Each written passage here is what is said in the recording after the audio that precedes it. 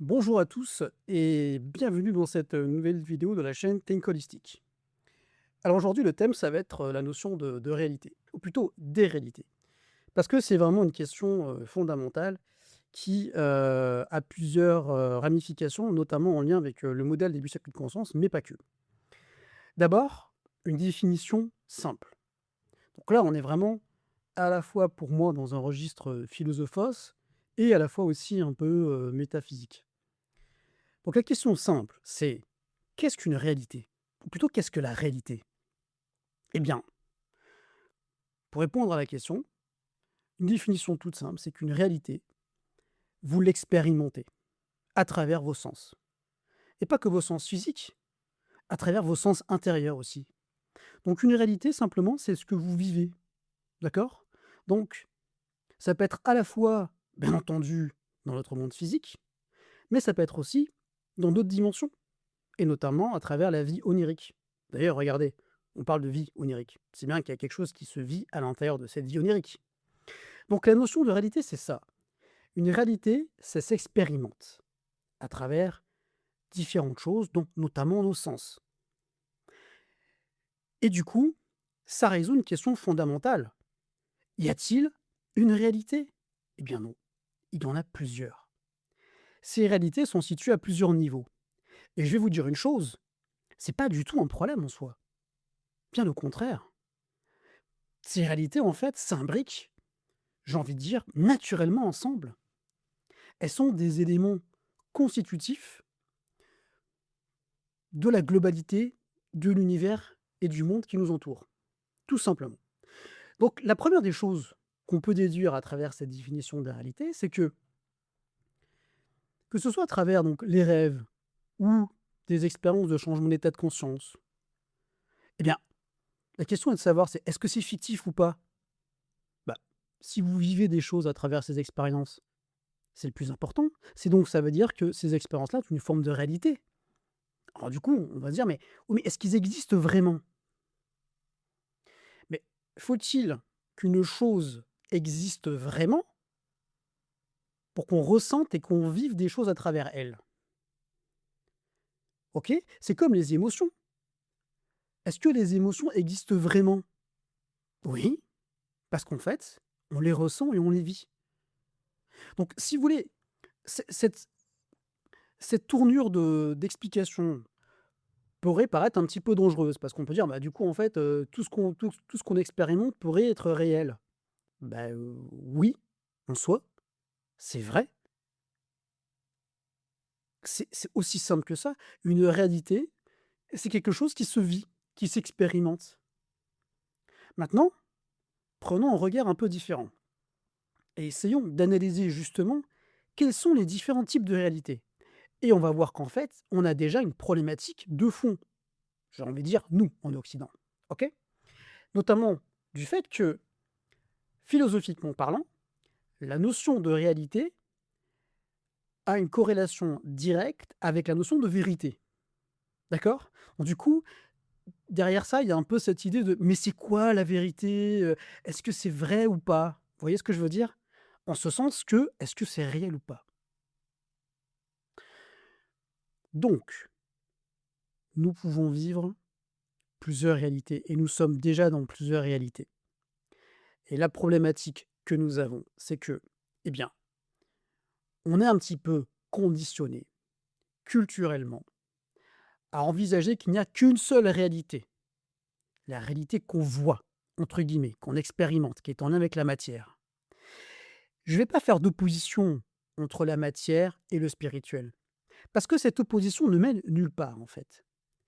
En ce sens que la réalité en lien avec ce qu'on peut appeler le monde matériel, dit objectif, ok, est tout à fait imbriquée dans des réalités autres en lien avec ce qu'on appelle le spirituel, quoi, très simplement.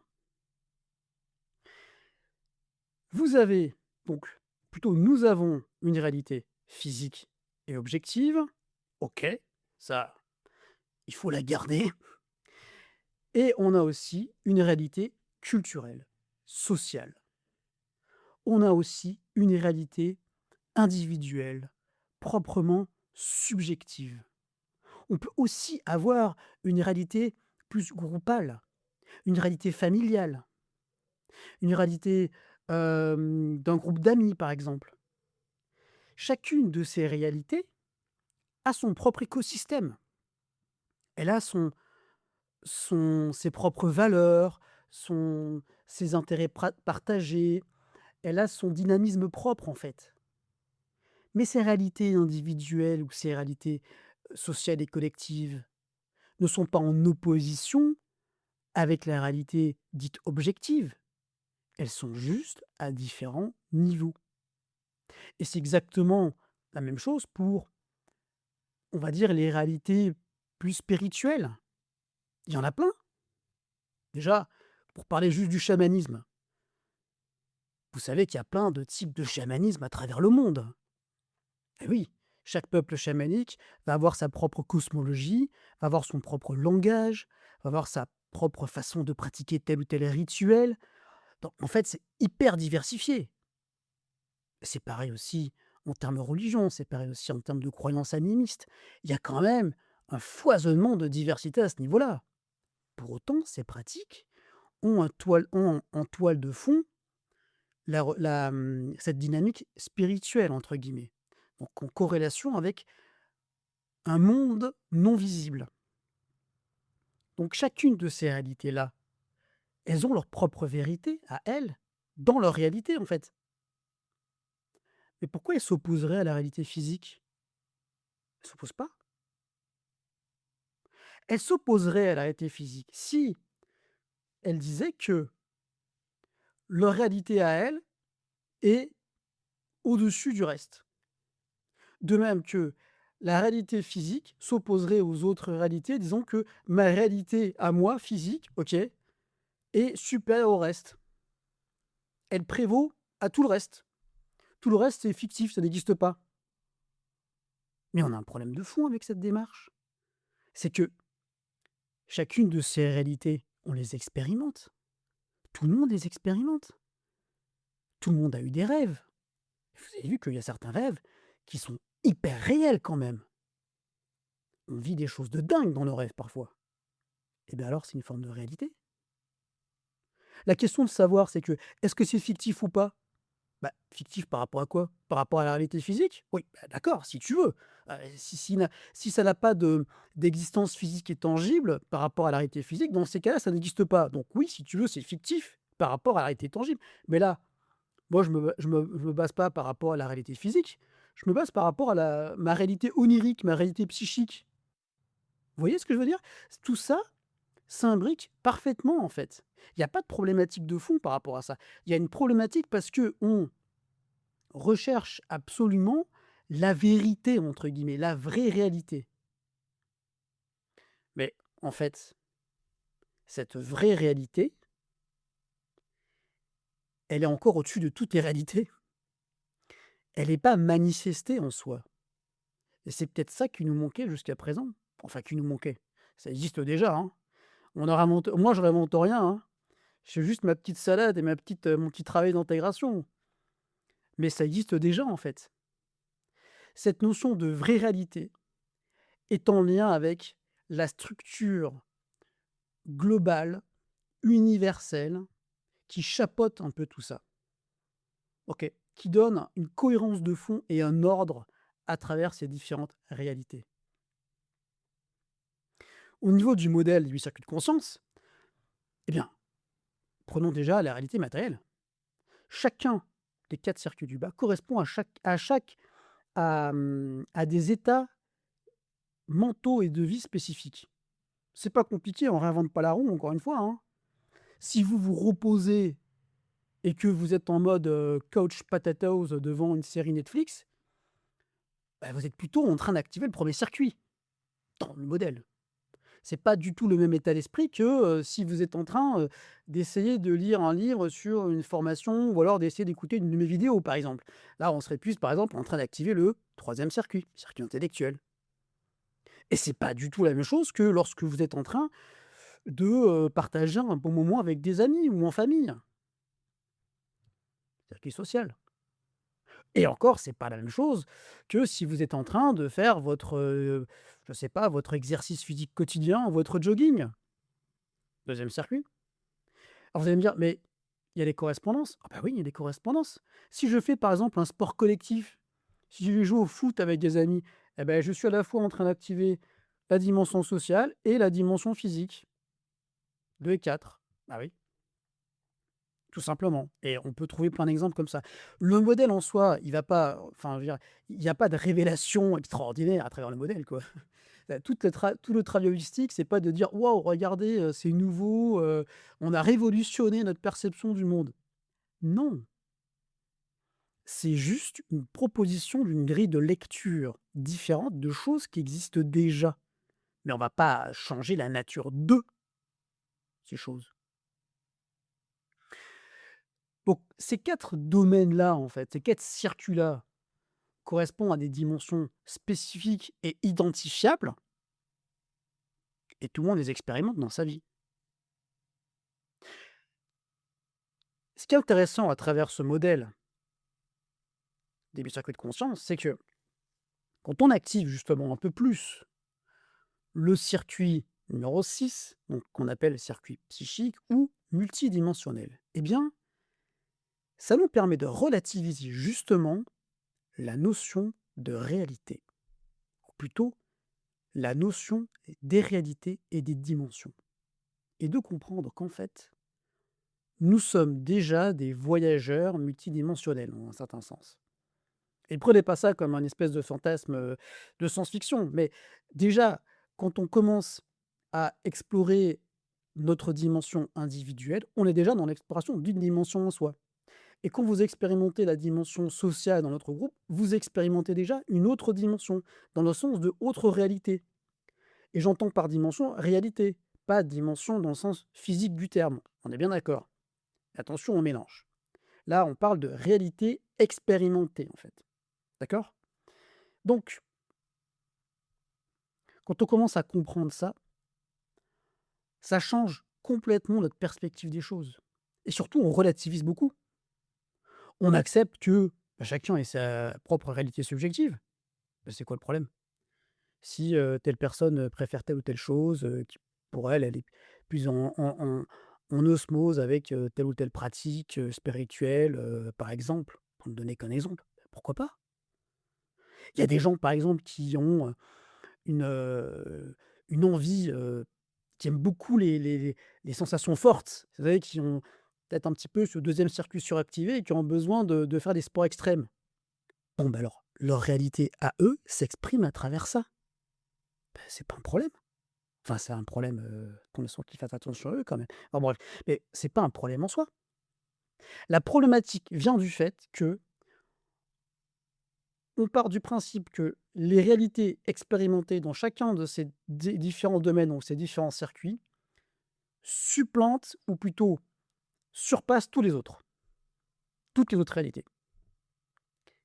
C'est là où ça pose problème. Et donc, chez nous, on a été un petit peu conditionnés, il n'y a pas que chez nous d'ailleurs, hein, mais on a été un petit peu conditionnés à absolument partir du principe que notre réalité bien pensante, sociale et culturelle, scientifiquement prouvée, est complètement valide à 100 et au-dessus des autres. D'où le fait que, dès qu'on commence à parler de psychologie, de psychisme, de réalité alternative, de monde invisible, de chamanisme, de ésotérisme, de tout ce qu'on veut, ah ben tout ça c'est fictif, ça n'existe pas. Parce que c'est pas physique. Sauf que la problématique, c'est que c'est les gens qui pensent comme ça, qui s'en rendent pas compte, mais ils sont eux-mêmes dans un biais de perception. Et ils sont eux-mêmes en train d'expérimenter des choses au quotidien, en fait, qui sont en lien avec leur réalité intérieure à eux. Donc si vous voulez, ce dynamisme-là, en fait, cette dynamique-là, en fait, eh bien, elle embrouille tout le reste, tout le reste. Elle fait que, du coup, on pense que la vérité est forcément la vérité partagée par tous. OK. Sauf que cette réalité partagée par tous, c'est une des réalités sociales qui existent.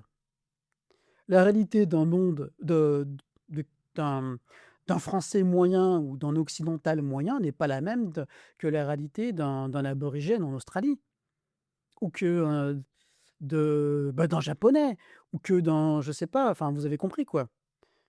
C'est pas les mêmes réalités sociales et culturelles, ok. En vertu de quoi on pourrait dire que notre réalité à nous est la vraie? On peut pas. Vous voyez le twist? Le twist, c'est de comprendre qu'en fait, en prenant en considération le fait qu'il y ait ces réalités différentes, qui sont imbriquées les unes entre les autres et qui, en fait, ne posent pas de problème dans le sens où on peut très bien être dans 2 réalités sociales différentes et s'entendre parfaitement, dans un respect mutuel de la réalité culturelle de l'autre, ou sociale, ou individuelle. Et c'est la même chose en spiritualité. Quand on commence à comprendre cette dimension-là en lien avec le 6e circuit, on sent qu'il y a quand même quelque chose derrière qui organise tout ça, qui chapeaute effectivement l'ensemble. Donc cette notion de vraie réalité, elle est en lien avec la dimension du 7e circuit. Et donc, en lien avec ces grands archétypes, ces grands symboles, ces grands principes universels qu'on va retrouver à travers le monde dans différentes cultures ou différentes pratiques religieuses. Dernièrement, j'ai lu un texte qui m'a fait sourire, où l'auteur disait clairement: «Voici, je vais vous parler de la vraie méditation». Alors moi, ça m'a fait marrer parce que, ah là d'accord, OK. Toi, tu as la vraie méditation. OK, carrément. Donc dès que je vois ce genre de choses, ça me fait sourire parce que qui peut se permettre de dire d'avoir la vraie méditation? C'est pas possible. C'est comme si un cuisinier, non, c'est bizarre comme exemple, mais bon, c'est comme si un cuisinier, je vais vous parler de ce qu'est la vraie cuisine, OK? La cuisine à la française, gastronomique. C'est juste ridicule. Il y a plusieurs cuisines à travers le monde et les pratiques de méditation, c'est un peu la même chose. C'est-à-dire qu'il y a des pratiques de méditation très diverses selon les cultures. Il y a des cultures qui pratiquent pas d'ailleurs la méditation au sens strict du terme, hein, bon. Mais ces pratiques de méditation ont quand même en toile de fond quelque chose de commun. Il y a des principes en fait qu'on retrouve et donc dans ce texte notamment, ça m'a fait sourire parce qu'en fait quelque part, beh, OK, je vais enfin découvrir ce qu'est la vraie méditation, donc je vais avoir des révélations. Bah, excusez-moi, mais j'ai pas eu de révélation, quoi. C'est-à-dire que quand on en est venu sur le concret, de la pratique, bah, oui, ça rejoint un petit peu quand même pas mal ce que j'ai pu, lire ou ce que je peux pratiquer à travers, les méditations, dites vipassana ou ce qu'on peut lire dans les textes bouddhistes, pardon, entre autres, hein. Donc qu'est-ce qui fait que ta méditation en toi est plus vraie que la méditation d'un moine bouddhiste? Bah, c'est ton assertion à toi, quoi. Parce que pour moi, j'ai aucun moyen de le dire et je ne me permettrai pas de trancher. Parce que je suis pas en train de dire que la pratique dont il parlait était pas bonne. Non, c'était très bien.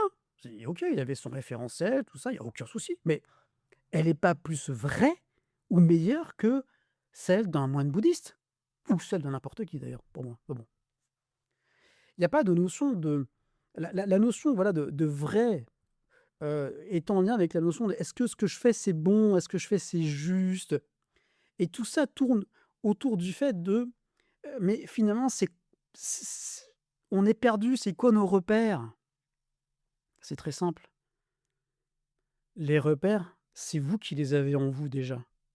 On a déjà nos repères en nous et justement comprendre qu'il y a des réalités multiples qui s'entrecroisent et qui vivent conjointement les unes à côté des autres, c'est déjà nous donner justement un repère par rapport à ça.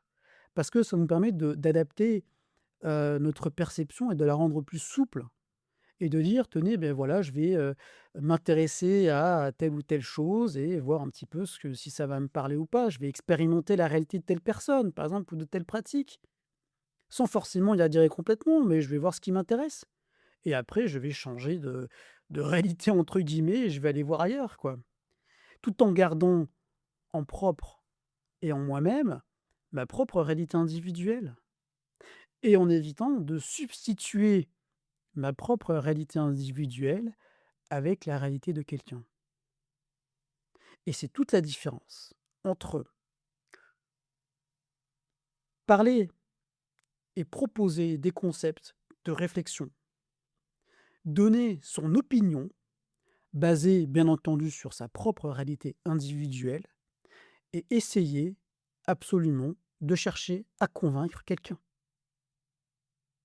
J'ai fait écho à ce qui s'est passé dans un dernier live où justement on m'a dit ça et ça m'a fait réfléchir justement au concept des réalités entrecroisées et de ce qu'est la vérité. Alors, chacun pense ce qu'il veut. Si vous pensez qu'effectivement je cherche à vous convaincre, je ne vais pas vous contredire. Simplement, je vous dirai en quoi ma démarche ne s'inscrit pas vraiment, en tout cas, enfin je le souhaite le plus possible, dans une recherche de convaincre quelqu'un. Je suis plus en train d'essayer de susciter du questionnement critique que de convaincre d'une vérité. De quelle vérité je peux convaincre? Ah, peut-être on pourrait dire: «Oui, mais tu es en train de nous dire qu'il y a plusieurs réalités». C'est vrai, mais je suis pas en train de vous dire que c'est une conviction. Si vous ne me croyez pas, ne me croyez pas, expérimentez-le vous-même. C'est ça la différence, en fait. La différence entre vouloir absolument convaincre quelqu'un et lui proposer de faire sa propre expérience, c'est pas la même chose. Ce serait comme de dire que le modèle des 8 circuits de conscience va absolument changer votre vie. Ah! Eh ben non, jamais je dirais ça. Qu'il puisse vous intéresser et vous aider à faire des liens, OK, beh, super.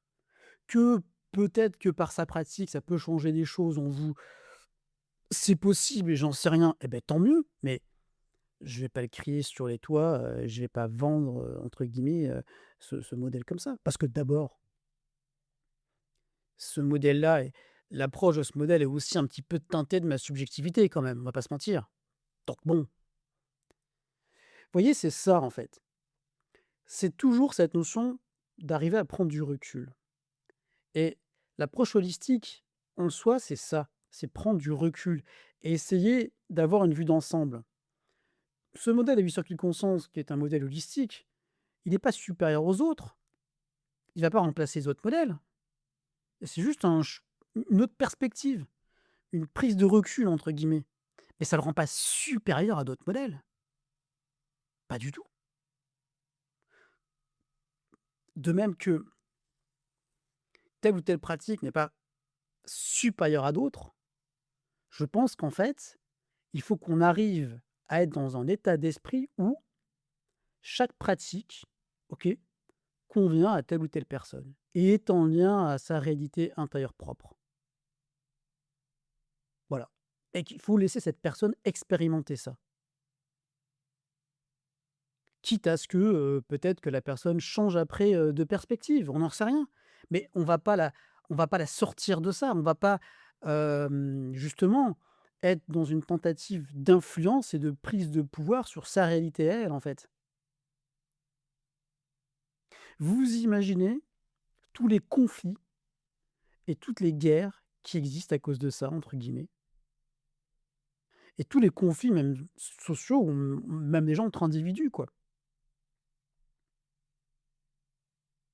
Arriver à se mettre à la place de l'autre et à essayer d'imaginer sa réalité, ça, c'est super utile, vraiment. Et ça, pour moi, c'est une application concrète de la démarche holistique, justement. Et c'est vrai que pour y arriver, je ne vous le cache pas, mais après, peut-être que d'autres personnes y arriveront d'une autre manière. Eh bien, pour y arriver, moi, personnellement, bon, voilà, hein, la pratique du chamanisme au tombeau m'a excessivement aidé. Mais, comme je l'ai déjà dit, il n'y a pas que ça. J'avais aussi, à la base et avant de commencer à faire du chamanisme, des repères et on va dire une démarche un peu plus philosophique et psychologique à travers ce dont je vous ai déjà parlé.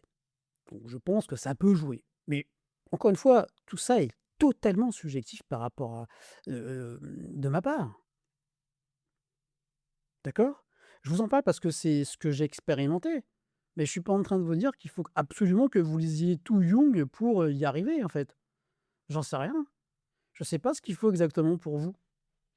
C'est pour ça que je veux éviter le plus possible d'être dans une démarche de proposer des recettes ou d'imposer des choses. Bah non. Proposer des pistes de réflexion ou des pistes de pratique, ça me semble plus juste, mais dire à une personne exactement ce qu'il faut faire, c'est une frontière que je n'ai jamais passée.